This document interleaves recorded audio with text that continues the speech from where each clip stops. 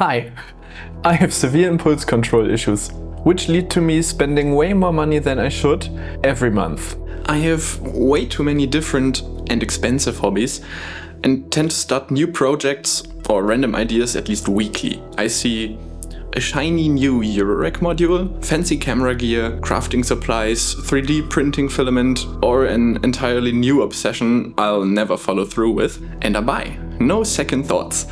And sometimes no thoughts at all. So this March, I'm putting myself on a no-buy challenge. That means while running subscriptions stay, basic necessities and food are fine, and my regular savings continue, I can't do my regular impulse purchases.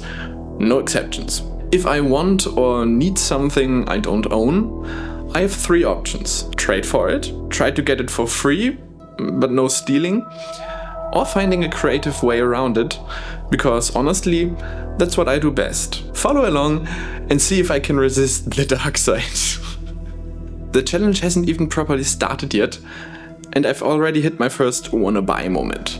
I want to make filming this challenge a little easier, so I'm setting up some camera rigs I can just grab and record with. But I really want these extra rig parts to mount my monitor up here. But I'm not allowed to buy them.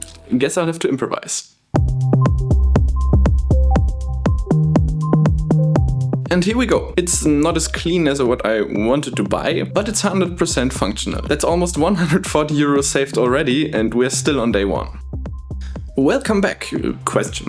We're now pretty much halfway through March. I caught a cold and I've been kind of out of order for the past 1.5 weeks, but I have a lot of fun stuff to share with you. A rather old obsession of mine randomly resurfaced: smart home automations. I've dabbled with that a bit in the past, first with Google Home and a few LED strips, and later with Apple HomeKit and a few more lights and buttons. But I've always been limited by budget and use cases, so forgot about it rather quickly again. That changed when I discovered Home Assistant. You can basically connect devices from any manufacturer, platform, cloud APIs and much more, and make everything interact with everything else. And I have a lot of ideas for the future. But to run Home Assistant, you need additional hardware, which I'm not allowed to buy. I asked in some local Facebook groups and I got this Raspberry Pi 3B for free. It's rather old and the absolute minimum requirement for Home Assistant, and the Wi-Fi is broken, but it works really well for most of what I'm playing with at the moment. I will upgrade this in the future, but instead of going for a Pi 4 or 5, I think I'll go straight for a used Intel NUC or some other mini PC, so I have enough processing power for everything I can imagine. In the future, I'll also add more smart lights and sensors to our apartment, partly because it's useful and convenient, but mostly because it's fun. While I haven't spent a penny on my projects, my Amazon shopping cart is something. I've been saving every interesting product I saw in there, but most of that is outdated already, so I won't buy most of that, if anything. My first and most important purchase in April will be a Zigbee USB stick, and that will open up a whole world of different and very affordable sensors and other smart home stuff. Now, I'll take you along building a very custom little smart home gadget. This is my office/workshop door. I want to mount some LEDs behind the glass that I can control with a button on my Stream Deck, so I can let my girlfriend know when I'm recording. This will double as a progress bar for my 3D printers. Let's switch to Onshape to create a custom mounting solution for these.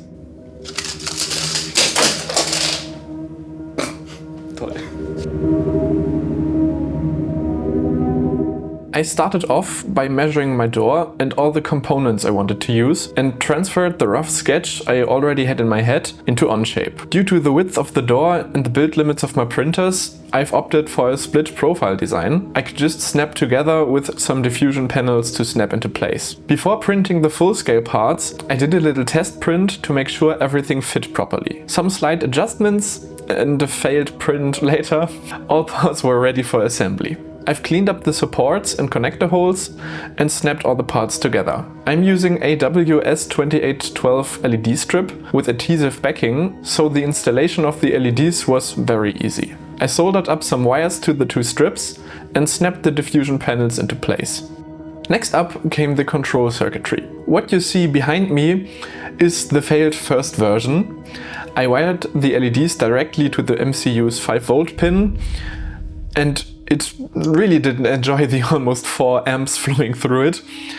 It's rated for about 100 milliamps. The circuitry is rather simple. It's a Wemos D1 Mini, a pull-up resistor for the included door sensor, and a bunch of brass rods to connect everything. I've added some strong double-sided tape and mounted it to my door. I've cut up a cheap USB cable for the switch and designed and printed a little adjustable mounting bracket to make positioning the switch easier. I still haven't done any cable management yet. Using ChatGPT and my one remaining brain cell, I whacked together a little YAML config for ESP Home, which allows me to control the whole strip or both segments separately, including the custom effect for the progress bar. All the rest is just basic home assisted automations.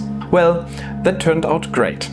With the press of a button, I can turn the indicator on or off, and if I'm not recording, it will automatically display both my printer's progress. Also, it will let me know if they're finished or if there's an error. Let me know if you enjoy these kind of projects, because I have plenty of ideas for cool builds in the future.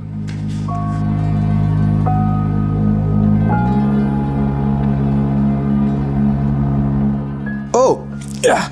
Hey, look what I found on Instagram. I really love these cute tiny dioramas, so I wanted to build one myself. I've seen people use these glass domes, and I thought it would be cool to display a little logo in there. So I went on the internet again, and simply by asking nicely, I got this one for free. Next up, I designed and 3D printed a new base for it, which holds some XPS foam where the diorama will be built upon. Also, there's some room for electronics in the bottom, because this will absolutely be controllable by Home Assistant. I've modeled a little workshop already and started working on the landscape, but to see the final result, you will have to follow me on Instagram. Let's talk about something a little more serious for a moment. Humanity has, among others, one very big problem: trash. There's too much stuff you can buy manufactured under bad conditions, both environmental and socially, low quality or straight up garbage, and will be thrown out or abandoned not long after purchase. Aside from the really cheap stuff, a lot of things we throw away aren't even close to reaching their full lifespan. A lot can be repaired. Every 6 weeks I volunteer at a local repair cafe where we help people repair their own things. I took along my 3D printer and captured some impressions for you. Another very simple way of keeping stuff from the landfills is giving away stuff for free. I recently did some sorting and rearranging here in my office and collected this box full of stuff I don't need, but that's still too good to just throw out. Giving away stuff on Kleinanzeigen, which is basically the German Craigslist, is a bit of a mixed bag. There are people on there just grabbing everything that's free and will probably resell half and throw the rest out.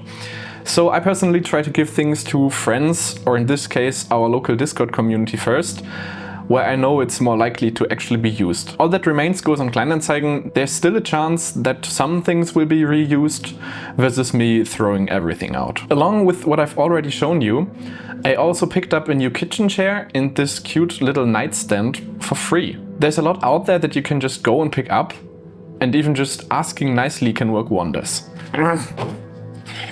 March is almost over, and before I present my conclusion, let's quickly revisit my camera setup from the start of this video, as it's the perfect example why this challenge was a great idea. It turned out that this setup was way too bulky and rigid for my needs. It's too big for quick B-roll, and removing the handle, screen and microphone is very annoying. So I stripped it down, threw on my little DJI mic and a NATO rail for the monitor, and it got a lot faster to use. I threw some quick release plates and magic arms, which are soon to be replaced with more QR plates, around my office so I can quickly mount the camera wherever I need it. If I had bought the SmileRig parts in the beginning, they would have been obsolete by now. March is over, and it's time for my conclusion. I haven't spent a single cent on any of my hobbies this month, and to my surprise, it was a lot easier than expected. It was actually quite fun. I had to think differently than just throwing cash at a problem, which led to a huge boost in motivation, creativity, and overall productivity. Going forward, I'll keep up the spirit of this challenge and will only allow myself to purchase new fun things on 2 days every 2 weeks, so 4 days in a month. That gives me some more time to think my purchases through. If I really need this specific thing, if I can find a cheaper or better alternative, or just not buy it altogether. I've really enjoyed this project and I have a couple of fun ideas for future challenges. Subscribe if you don't want to miss it. I really hope you enjoyed this video and maybe got inspired to try this for yourself. Let me know in the comments how that went and how you liked this video. I'll see you in the next one. Cheers!